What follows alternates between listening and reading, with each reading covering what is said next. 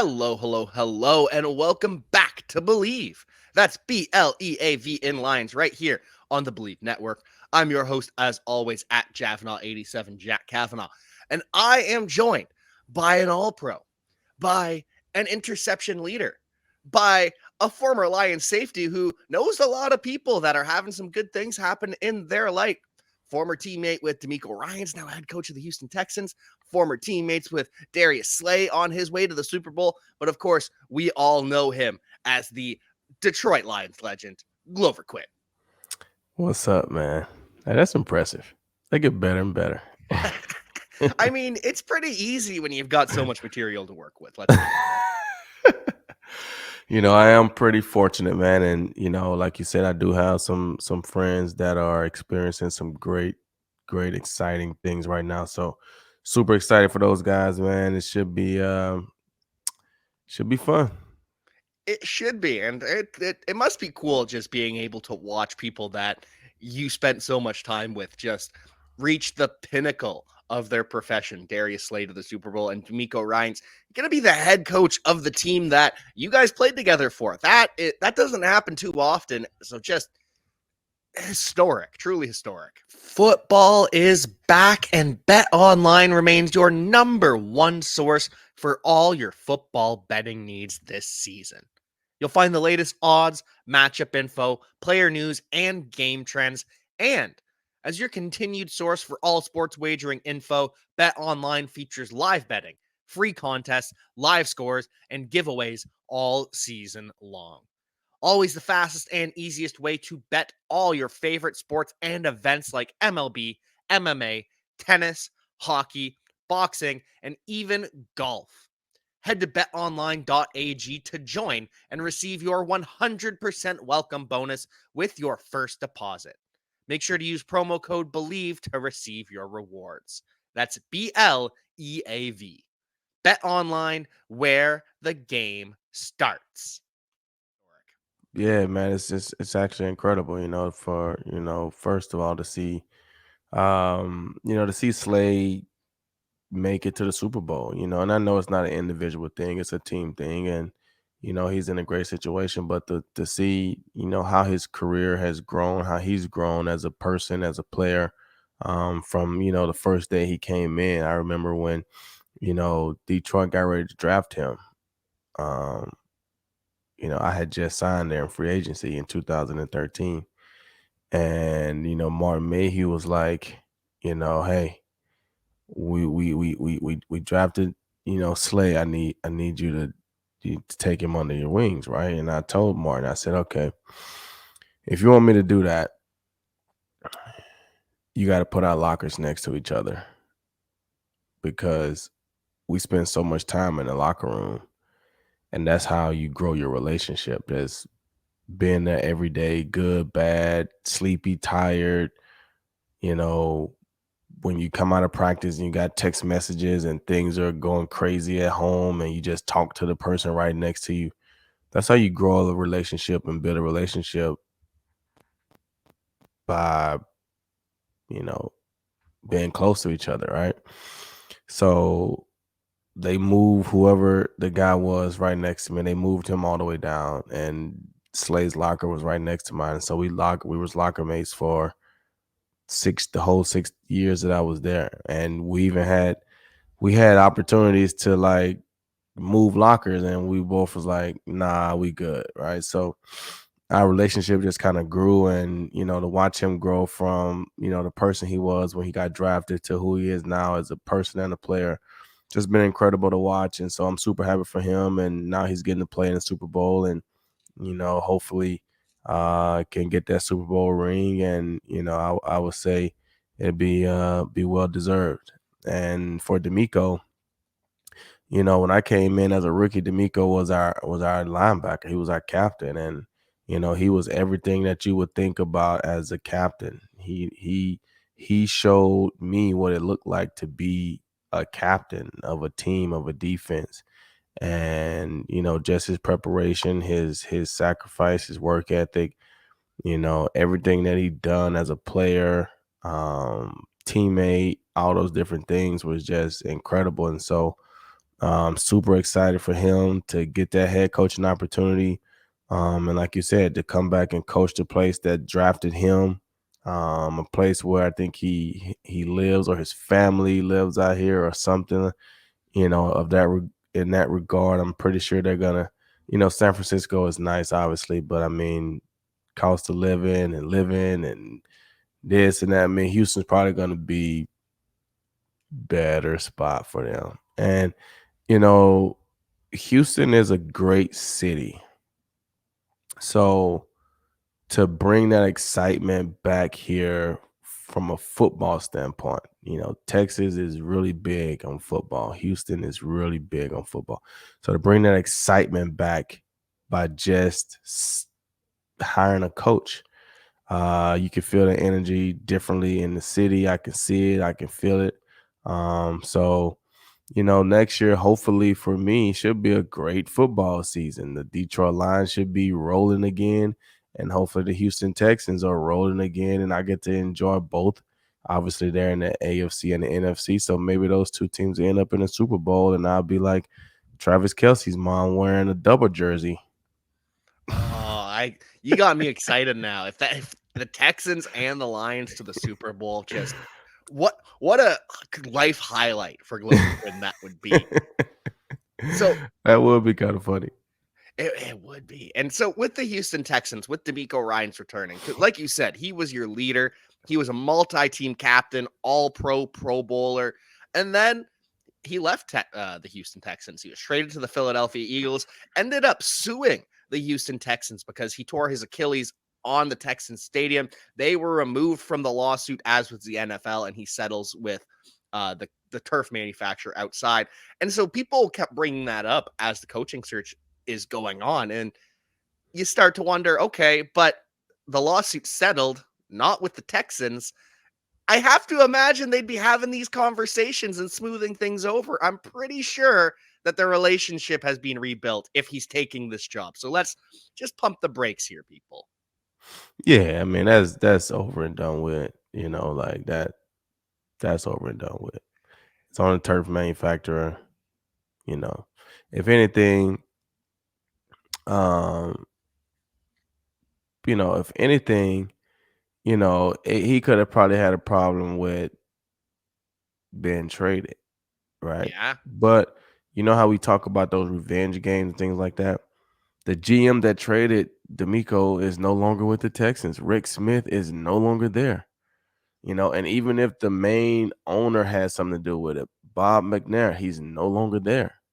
Cal was a cool guy always. So DeMeco probably had no problems with Cal McNair. He was just the son and he was just kind of along for the ride, having a good time. You know what I'm saying? Yeah. And then they have new people in the building. I mean, that was a long time ago.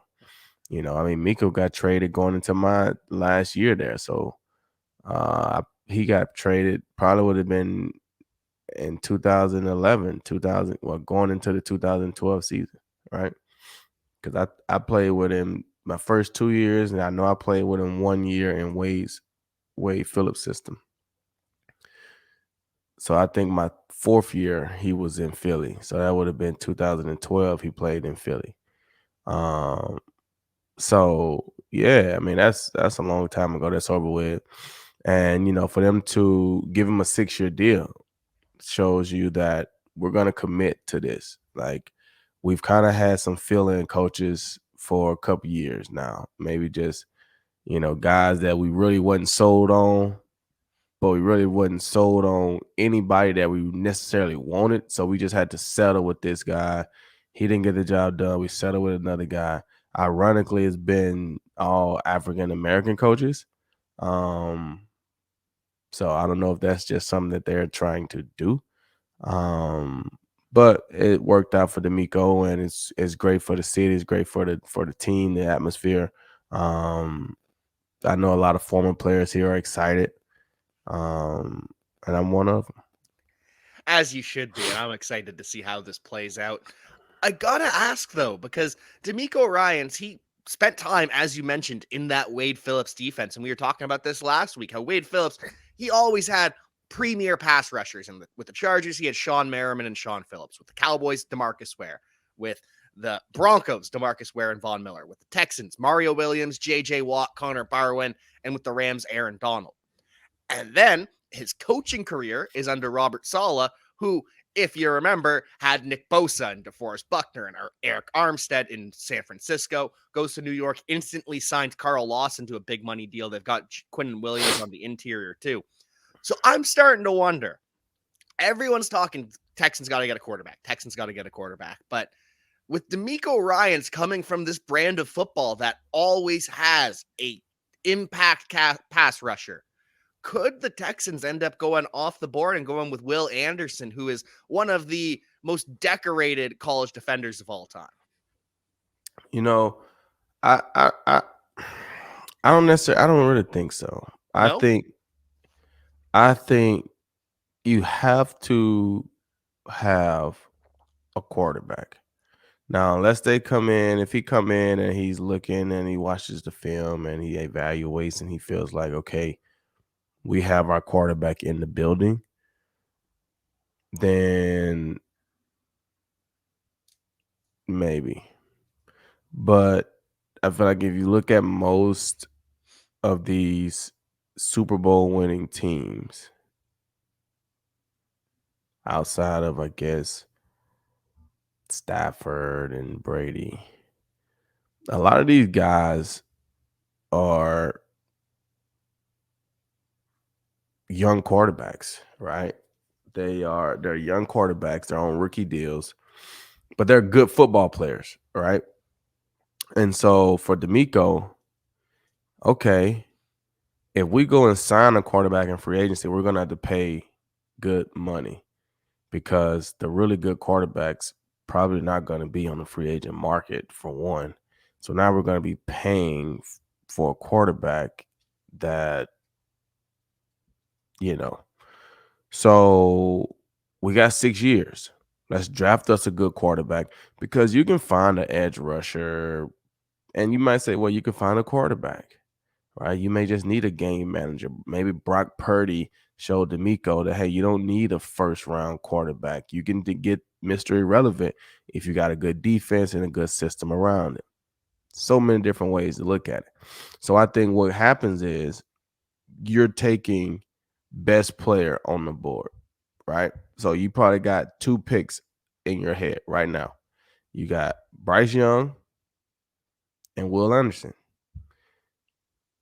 Chicago doesn't need a quarterback. So unless somebody say, okay, we want Bryce Young, we're going to trade Chicago to get the number 1 overall pick. We're going to get Chicago the number 5 overall pick and a second rounder and something else so that we can get their number 1 overall pick so that we can get Bryce Young. If they take Bryce Young, you probably go Will Anderson and shore up your defense and, find you a quarterback that can manage your team later in the draft. Obviously, Tom Brady has shown that you don't have to be a first rounder. Brock Purdy has shown it. Russell Wilson wasn't a first rounder. There's been plenty of quarterbacks that were not top picks that have had great careers and been able to manage a team, but that team has great weapons offensively and defensively around them, and they just gotta keep it going. So I think those are the 2 moves. If Chicago says, okay, we're not trading our number 1 pick, we're gonna take Will Anderson. We want a D lineman to kind of shore up our defense. We got rid of Robert Quinn last year. We lost Khalil Mack a couple years. Like, we want to shore up our defensive line. We're gonna take Will Anderson. Cool. The Texans probably take Bryce Young or whoever they deem as the number 1 quarterback. And that may be another thing. They may have somebody ranked higher than Bryce Young. So Bryce Young, somebody may trade up and take Bryce Young, number 1, and the Texans may say, okay, we didn't want Bryce anyway. We wanted CJ, or we wanted this guy, or that, whoever they felt like is the top guy.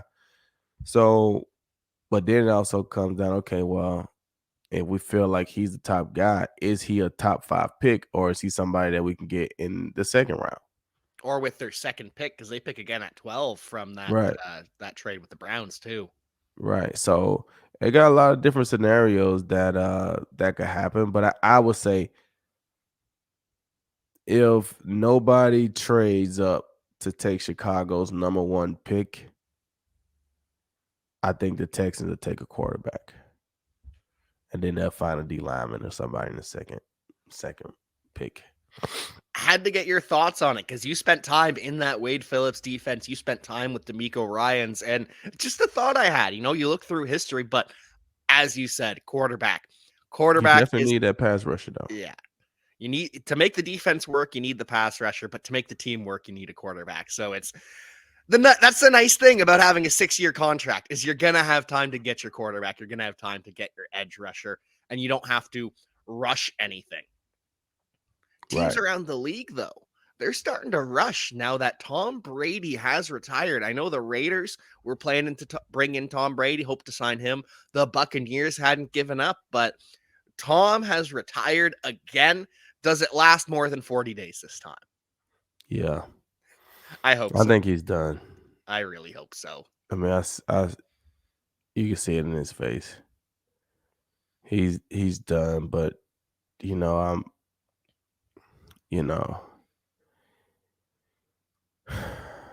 it's difficult. Tom got a lot going on. He's such a decorated professional football player, known across the world as this great, great, great, great player. And you go through a public divorce. Like it's just so hard because on one hand, you having to hold up this image and this reputation as this great football player. On the other hand, you're human, man. You're human. I mean, you went through a divorce, your kids, your wife, like it was all public.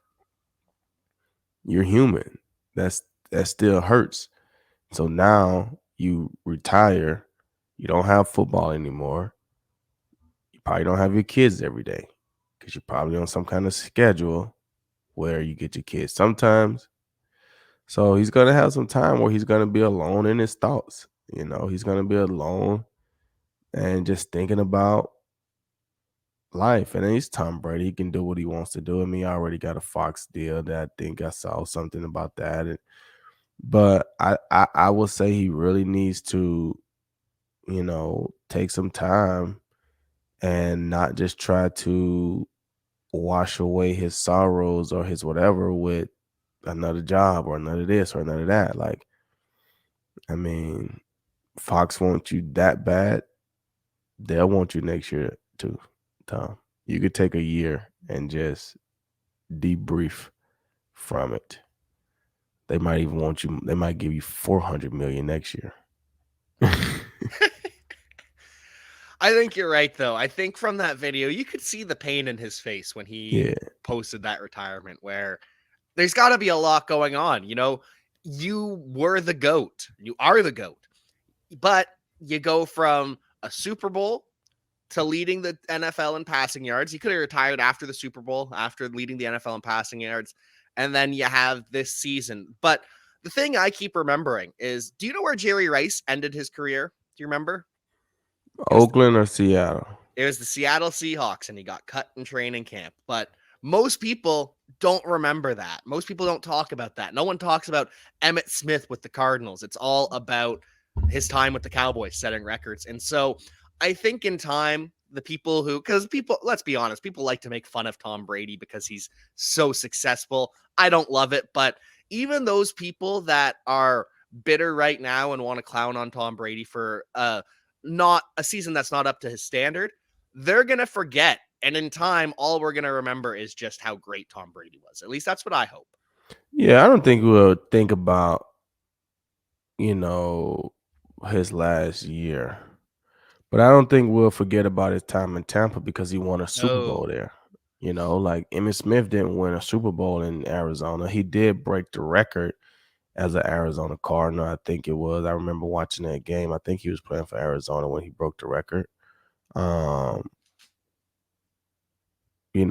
Jerry Rice didn't do anything in anywhere outside of San Francisco, really. Yeah, he played with Oakland a little bit, but you remember those guys, Joe Montana. You're gonna remember him as a 49er because he didn't really do anything with the Chiefs. But Tom Brady won a Super Bowl with the Tampa Bay Buccaneers. So when they have the Tampa Bay 40-year reunion, Tom Brady's gonna be there. Oh yeah. Like, you know what I'm saying? Yeah, we're gonna know him as a Patriot, and he's gonna probably sign something and maybe retire as a Patriot, I would assume. But we won't be able to overlook his time in Tampa. And it'll always be talked about between him and Bill Belichick, because Tom went to a different team and won a Super Bowl without Bill. Bill has yet to get to that pinnacle without Tom. So I don't know if that affects either one of them legacy, but it just to be a topic of discussion amongst the media. Oh yeah. That's gonna happen. Until Belichick wins the Super Bowl without Tom Brady, that discussion will continue. I just more mean we will remember Tom Brady in Tampa as the guy that won a Super Bowl, as the guy that led the league in passing at 44 years old. And will this season, this one losing season, that will kind of fade into memory, and it will just be all of the great memories that we have left behind. Yeah, nobody remembers Shaq when he was with the Cleveland Cavaliers. Oh, I forgot about that one. So yes, truly, that is something that people forget. Allen Iverson with the Denver Nuggets. Like, Yeah. yeah. Aaron Rodgers with the Jets potentially. Will that be something that people forget? Because Jamal Williams, he went on Good Morning Football and he was asked his prediction for his former teammate, says he's going to the Jets. But that same day, Aaron Rodgers says he needs a couple more weeks to decide and couldn't possibly decide until after the Super Bowl if he's going to return or retire or play somewhere else. But that conversations are happening without him. And yeah, of course they're having conversations without you, Aaron. This is the second year in a row that you've done this. Will he, won't he retire? 2022 is over. So you're probably thinking fantasy football, that's over. That's done with. Not going to even bother with that until August. Well, thanks to our friends over at playerprofiler.com, that is no longer the case. With playerprofiler.com, the all-in package, if you sign up today, you'll get the Dynasty Deluxe, which gives you everything you need to know to start up your own Dynasty Fantasy Football League, run your fantasy team like an actual franchise. And it also lets you know all these rookies that are coming into the NFL draft. The all-in package, the Dynasty Deluxe with playerprofiler.com, gives you everything you need to know for the 2023 draft. And then after that, the world famous draft kit will be coming out, which gives you everything you need to know for the 2023 NFL season, gives you all the juicy fantasy information that you could possibly want. And then when the regular season starts, there's the DFS Dominator, which helps you win some money during the season by knowing who's going to dominate. Sign up today for the all-in package with our friends over at playerprofiler.com and get ahead of the 2023 season for fantasy football, and you'll get the rest of January totally free. Sign up now, playerprofiler.com.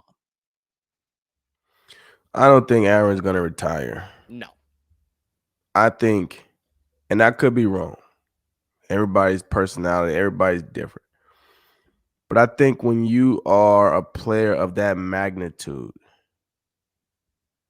you don't drag out your retirement, right? Yeah. I'm done. You don't sit around and wait to see what's going to happen with your team or other teams. And then if it's not a good situation, you retire. No, you're Aaron Rodgers, right? You can have whatever situation you want. You can go to the Jets if you want to, take less money if that's what you want. You know what I'm saying? Like, you can go and do almost what you want. So you don't retire in that sense. You know what I'm saying? Like Tom's not waiting to see, well, maybe I can get the San Francisco job, or no, I'm done. Yeah. JJ Watts didn't wait. Maybe, well, DeMeco's coming back to Houston, maybe I can. No, I'm done. Right? When you're that caliber of a player, you either want to play or you don't. So when you don't want to play anymore, I'm done. right? So by Aaron dragging this out, I want to see what the team is saying, and he'll be back. Where he'll be, I don't know. I don't think he'll be in Green Bay. Um, I just don't think he'll be there in Green Bay, Yeah, I think he's going to but move he'll on be as back. well. And I can see him with the Jets, but I just saw something about Devontae teasing about him maybe being a Vegas Raider, a Ooh, reunion. because they What did need they a say? quarterback too. What did they say? It was said Devontae teases Rodgers reunion. Hmm. Oh, I could see that with the Raiders because they're moving on from Derek Carr, and they might have to move on from him quicker. I don't know if you've been following this, but Derek Carr, he's got a whole bunch of money due after the Super Bowl. But if he's injured in the Pro Bowl, and I know the Pro Bowl isn't the Pro Bowl of old, but if he is injured in the Pro Bowl, Derek Carr receives his fully guaranteed salary from the Raiders. So they might have to move on from him before Sunday just so he doesn't I was get about to hurt. say I'm twisting an ankle or something. Bump that. That's but exactly no, what I was thinking. but no, I guess Las Vegas locally tweeted, which neighborhood is Aaron Rodgers moving to? And Devontae Adams said, mine. Whoa, we're gonna have to be And following that then. What neighborhood's Devonte Adams living in? and I will say this right here, man. Like I say, when you're Aaron Rodgers, you could do almost what you want to do. Almost, right? Obviously, there's an opportunity. He's a California guy. If he wanted to go be the quarterback for the for the San Francisco 49ers, he probably could make that happen. Brock Purdy's going to be out 6 months. Like, hey, man, the San Francisco 49ers are probably feeling like they were a quarterback away from being back in the Super Bowl. They probably feel like we could have beat the Eagles if we had a quarterback. I don't think so, but that's what they're probably thinking. So to get a guy of Aaron Rodgers' caliber that can run the play action, run the stretch, make good decisions, yada yada yada, and along with their defense, I don't know who they're gonna hire as their defensive coordinator and if they're gonna be the same defense, but he probably could make that happen. Like I said, you may have to take less money in some situations, and when you're somebody of this caliber, hey man, if you're trying to win Super Bowls, you might have to take less money. You've spent years making your money. Now you want to win Super Bowls. Okay, take less so you can get more around you, right? But if I'm not doing that and going back home, I'm not going to anywhere that I can't potentially win a Super Bowl or have a great time.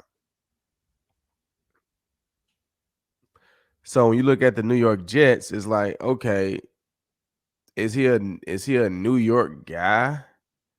Is the Jets a potential Super Bowl team? Is he gonna have a great time in Jersey? Or is Las Vegas a potential Super Bowl team? But can he have a great time in Vegas as he end his career? Those are the type of things that I will be thinking about. Like, I'm not gonna be Aaron Rodgers and go to Cleveland Browns. That's what I'm saying? Like, Yeah, you're not gonna be a Super Bowl team, it's gonna be an awful time. Like, I don't want to go there. I want to go to either a great city, a great team, or do a Michael Strahan, or do what somebody done. Hey, I know what I want to do as I transition out of football. I want to be a producer. So let me see if I can go and get something going in California or somewhere where I can kind of start transitioning out. Outside of that, go somewhere where you got a chance to win and go somewhere where you can have a good time. And I don't know if New York Jets is that. and that's a nice thing about being so well regarded at your profession that you can just pick and choose what you want to do. And very much the same case for Sean Payton. Sean Payton basically said, I might return to coaching. I'm interested, but if people don't give up, they give up what they have to get the Saints to get me, and they're not going to give me a contract extension worth $25 million. No, I'll just wait it out, stay at Fox for a year. And the Broncos almost didn't hire him. The Broncos, their first choice was DeMeco Ryans. He said no.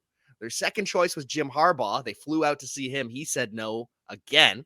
So then their third choice was actually going back to DeMeco Ryans. DeMeco Ryans met with the Texans, and after that, the Broncos called him up again. Hey, you sure we can't throw more money at you to make you our head coach, please? Please?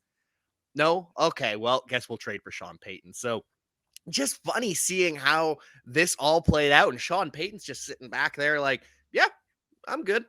If you want me, you want me. If not, I'm fine. And that's kind of the thing that I was saying about Tom, right? Like Sean Payton became more valuable not even coaching this year. Yep. Getting paid, taking a TV job, just talking football or whatever. He became more valuable as a coach. People appreciated him and felt like, man, Sean Payton could really help us. Now he's making $17 to $20 million a year. Tom, you will probably become more valuable. Like Peyton Manning is the one that got it right to me.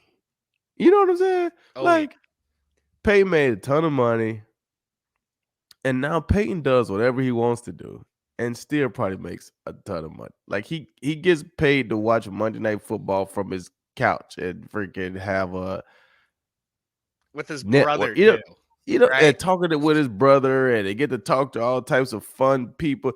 Like that's what you want to do when you're that caliber of a player, man. Like, and I get it. Tony Romo got it good too. I only hear Tony Romo on Sundays when he's talking the game. I don't see him throughout the week on your weekly shows and all that stuff. He seemed like he's only there on game day, but he's in a different city every Sunday on game day. He's not calling the game from his house, right? And that may be what Tom wants. I don't know. But I feel like Peyton did it right. Peyton did it right. And I guarantee you right now, if Peyton wanted to get a TV job, he could get it today. Oh, yeah. You know what I'm saying? If he wanted to get any kind, he could get it today. You become more valuable when they can't get you, but they want you. You become more valuable. It's that exclusivity. It's the same with advertising. When you reject advertisers, then more will come at you trying to land you. And I think with Peyton, the best thing he did was that Peyton's Places show. I think that was Yeah. the first project he did when he retired. And it was basically a show of Peyton Manning going, hey, I want to go to these places. Will you pay for it? And you can film me going to these places? Yeah, sure. We'll do that if we get a slice of Peyton Manning. Just the guy's figured it out. Right. And now he literally looks like he gets to do whatever he wants to do, get paid to do it. And you just living a great life. Like Living the dream. Living the Peyton Manning dream. he did it the right way to me. Yeah, Eli just come along for the ride, man. And then there's Cooper, the oldest brother. He's the family finance manager. So he doesn't even have to be on the ride, and he still gets to profit from it because he's handling all the money after the Right. Just Yeah. just a beautiful situation that the Manning family have. Just good for them. Good for them. No question. Final couple things I want to ask you about. I don't know if you saw, but we've gone from 1 Lion in the Pro Bowl to 4. Originally, it was just Frank Ragnow, but then Amon-Ra St. Brown's replacing A.J. Brown, Penei Sewell's replacing Lane Johnson, and Jared Goff replaces Jalen Hurts as a Pro Bowl quarterback. I think that's good. Those guys had good seasons. I think you always want to be, voted in first. But I mean, you're getting to go. You're getting to have a experience. You're getting to, I used to say putting it on your resume, right? I don't know if it carries much weight nowadays to say that you were a Pro Bowler. When you have guys, and I'm not, but when you have guys like, Huntley from the Ravens make the Pro Bowl, and he threw 2 touchdowns. Like, I mean, you threw 2 more than me, bro, and I didn't even play. You know what I'm saying? So I think it gets watered down a little bit And I blame that on the NFL, because I've had so many ideas about the Pro Bowl back from when I was playing. And I just felt like they could have made it so much more prestigious in the sense of like, I used to give this example and say, when you go and watch the Grammys or you have watched the Oscars or these award shows, right?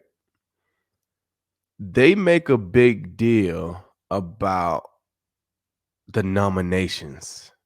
Once the nominations come out, it's like, oh wow, he's nominated for a Grammy. He's nominated for an Oscar, right? And when you look at their career, their profile, all these different things, they may be a 15-time Grammy nominee. They may only won a Grammy once. Those 15 Grammy nominations mean something. That means that they put out a project, a song, an album, a movie, something they did was worthy of a Grammy. They maybe didn't win the Grammy, but it was worthy, meaning it was good. It was good. They put out something that was good, right? So they don't really get docked for not winning a Grammy because they make a big deal about the nominees, right? Why can't the NFL be that way? Everybody shouldn't be on the Pro Bowl ballot. It should be an honor to be nominated as a Pro Bowler. I like Because that. that's been nominated as, man, I'm on the ballot. That shows everybody this person has had a great year. Whether he makes the actual game or not, we don't know. Maybe whether he makes the actual week or not, we don't know. But he's had a good year, right? So those are the players that the fans should get to vote on. There should be some kind of committee between coaches and people that watch all of the games, know football, and should be able to comprise a list of 10 quarterbacks or 7 quarterbacks from the AFC, 7 from the NFC, and say, these guys are worthy of making the Pro Bowl. Everybody shouldn't be on the ballot. If you haven't had that type of year, you shouldn't be on the ballot. And I think that's when things get watered down, because you got guys that'll get voted in because they got a good fan base or they're popular and they get voted in, but they didn't have a Pro Bowl year.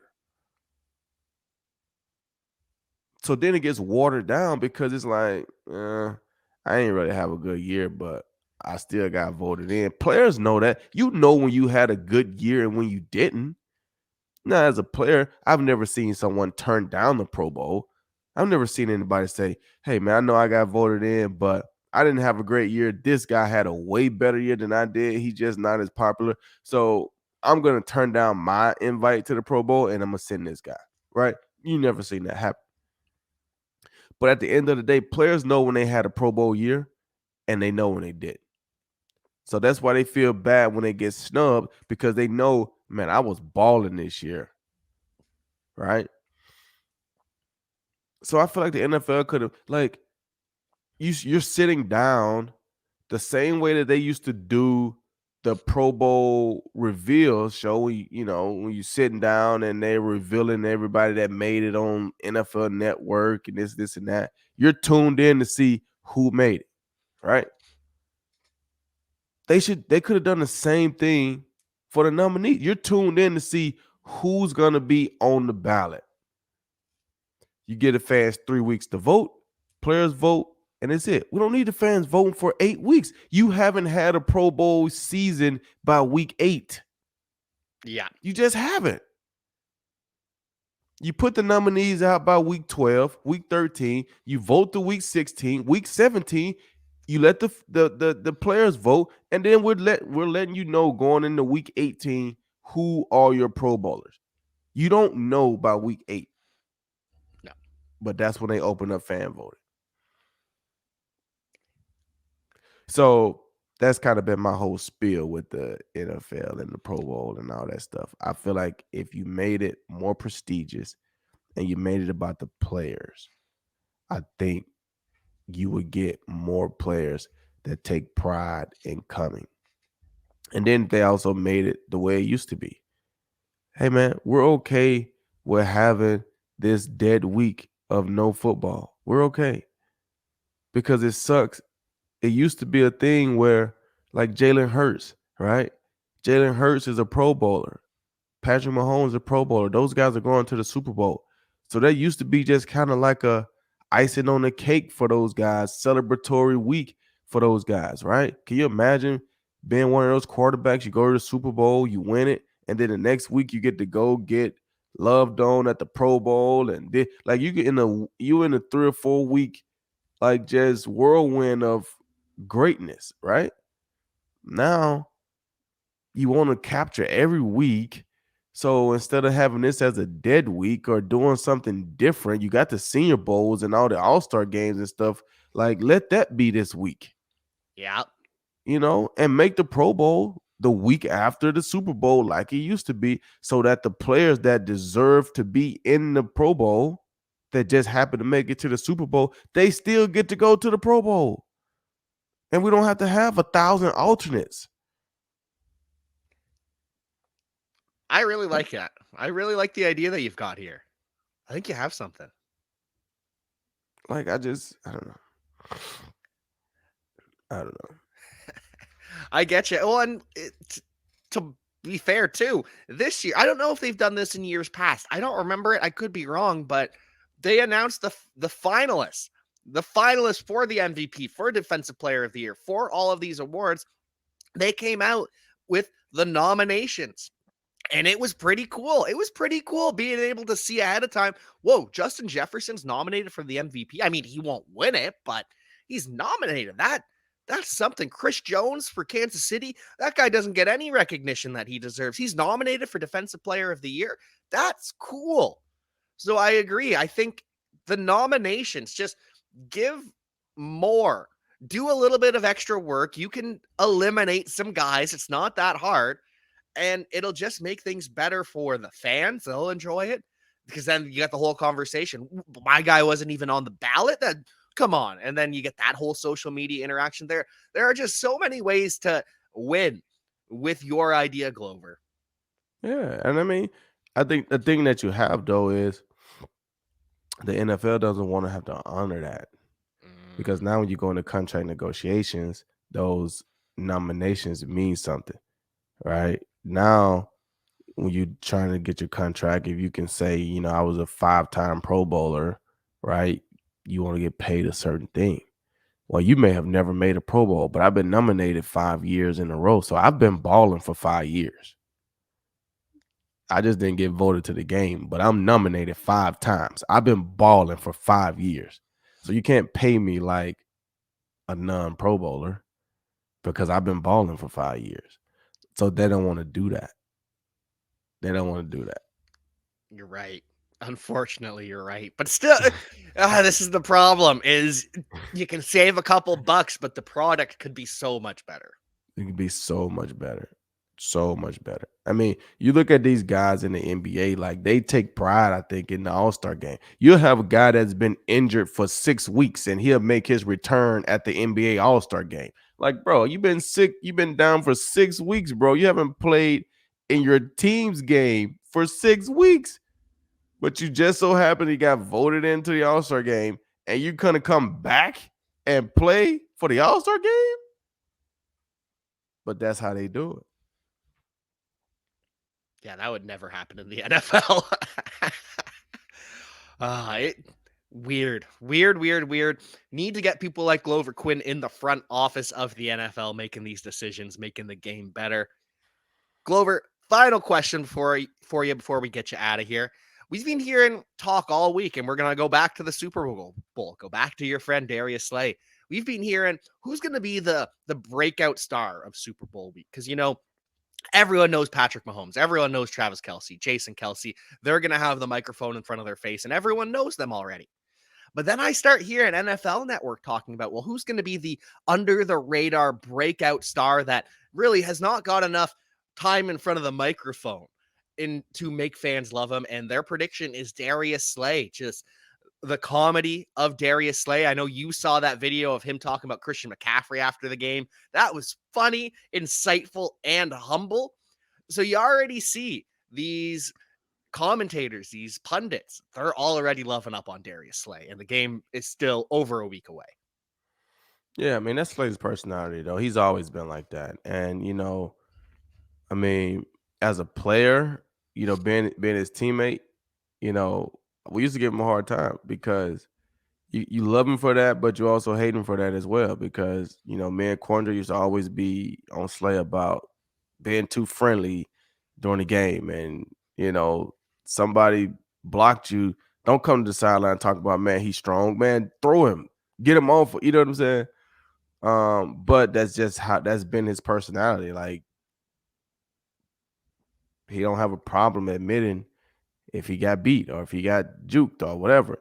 At the end of the day, you don't have to run from it. The whole world saw it, bro. Like, is what it is. So I feel like you do better by getting in front of it and just putting out there, like, bro, hey man, this is what happened. Like, and like I say, me and Quandre, we're gonna give him a hard time. We've been giving him a hard time in our little group or whatever, And I tell Slay, you really didn't want to go and tackle Christian McCaffrey. You thought Epps was gonna tackle him, and you realize he didn't, and now you wasn't prepared, and he hit you with a two-step. That's really what happened. I get it. But mentally, you really didn't want to go and tackle him, because if you wanted to go and tackle him, you would have went tackling him. You're a good enough athlete to do that. But that's what happened. You got juked, and then he scored a touchdown, probably one of the best runs that you've seen in a long time. And, Slay, you was a part of that. But Slay's got the personality to be able to handle that, and he's not phased by that, not one single bit. So, like I say, that's what you like about him. You love about him. You love that personality, that he loves playing the game. He has fun with it. It's a child's game to him. He's gonna win some. He's gonna lose some. Like I said, some people like that. Some people don't.